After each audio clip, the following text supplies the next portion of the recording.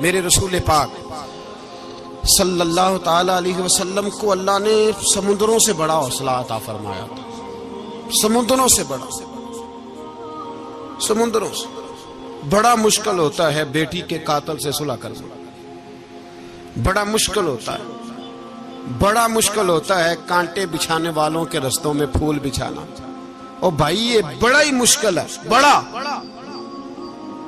بڑا، جنہوں نے پتھر برسائے ہوں، مکے سے نکالا ہو، ان کے گلے میں پھولوں کے ہار ڈالنا، پر سلام اس پر کہ جس نے دشمنوں کو بھی قبائیں دیں، سلام اس پر کہ جس نے گالیاں سن کر دعائیں دی۔ تو حضور نے حلم کا مظاہرہ کیا، تدبر، صبر ایک تدبیر ہے، یہ آپ کو سیاںا کر دے، جو اللہ نے آپ کو دیا اس پہ راضی رہے، صبر کرے، اور اپنے ارد گرد لوگوں کو دیکھ کے پریشان نہ ہو۔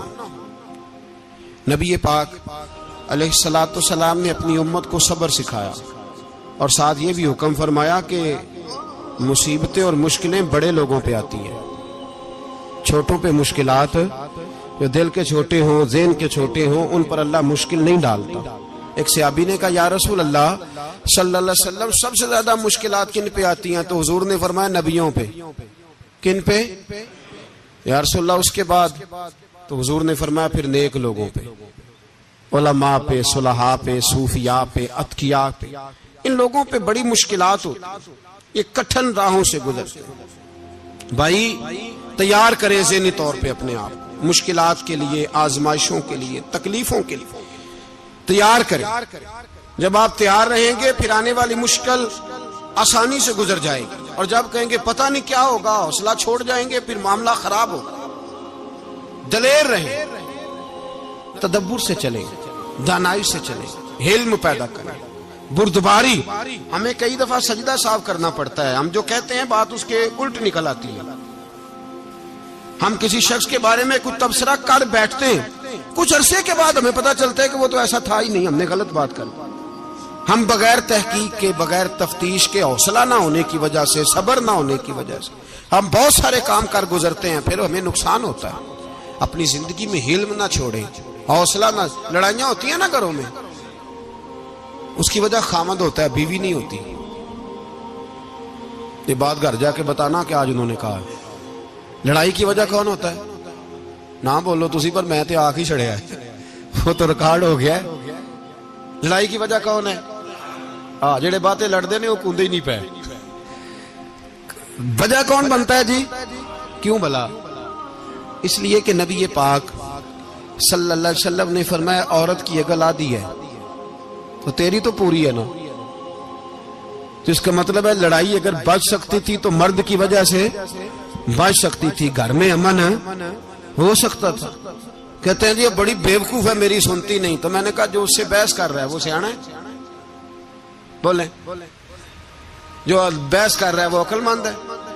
بندہ تو چلو تھا وہ دانشور، شیکسپیئر، باتیں بعض اوقات اس کی کچھ ایسی ہیں۔ اس سے کسی نے پوچھا تھا عورتوں سے کون جیت سکتا ہے بحث میں، تو اس نے کہا تھا وہ جو ان سے بحث نہ کرے، جو ان سے بحث ہے۔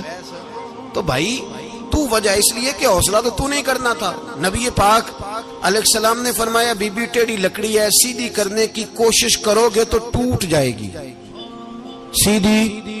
تو پھر کتنا بیوقوف ہے جو پتھر سے سر رگڑ رہا ہے، کتنا نادان ہے جو یہ حرکت کر رہا ہے، دریا میں چھلانگ لگا کے کہتا ہے ڈوبوں گا نہیں۔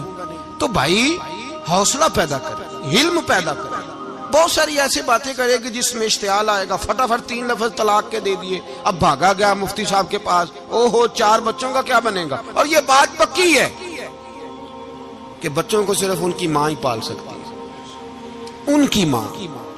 تو نے 3 جملے کہتے سوچا ہی نہیں، تیرا کا گیا تو یہ تو نئی بیوی ملے گی، اور اس کا بھی کیا گیا، اس کو بھی شاید شوہر مل جائے۔ ان پھولوں کی پرورش صرف ان کا مالی کر سکتا ہے، دوسرا کر سکتا؟ تو نے حوصلہ ہی نہیں کیا۔ ٹھیک ہے غلطی بی بی کی تھی، پر تو مرد تھا نا، تیرے پاس تو دلیری تھی، فٹافٹ 3 طلاق کے جملے کہہ دیے۔ اور میرے رسول پاک علیہ السلام نے فرمایا جائز کام بڑے ہیں، پر طلاق جائز تو ہے، پر میرے رب کو پسند نہیں، اللہ کو پسند تو نے مالی بھگا دیا جس نے تیرے گھر کا باغ سینچنا تھا. تو بھائی یہ حوصلہ نہیں، درجنوں طلاقیں، 20 کیس، اور ابھی وہ شادی کے پورے کپڑے نہیں پہنے تو طلاق پہلے. اس کی وجہ یہ کہ حوصلہ نہیں، صبر نہیں، رضا نہیں، ہم احساس نہیں کرتے. اگر تو یہ سمجھ جائے کہ بس اللہ نے جو میرے لیے بہتر سمجھا مجھے دے دیا، صحیح ہے، میری آزمائش ہے، کیا ہے، کچھ ہے جو اس نے بہتر سمجھا مجھے، اس نے، پھر تو سکھی ہو جائے، تیرے لیے جینا آسان ہو جائے، پھر تو بہت ساری پریشانیوں سے، آزمائشوں سے دور ہو جائے. میرے نبی پاک علیہ السلام نے ہمیں حوصلہ کرنے کا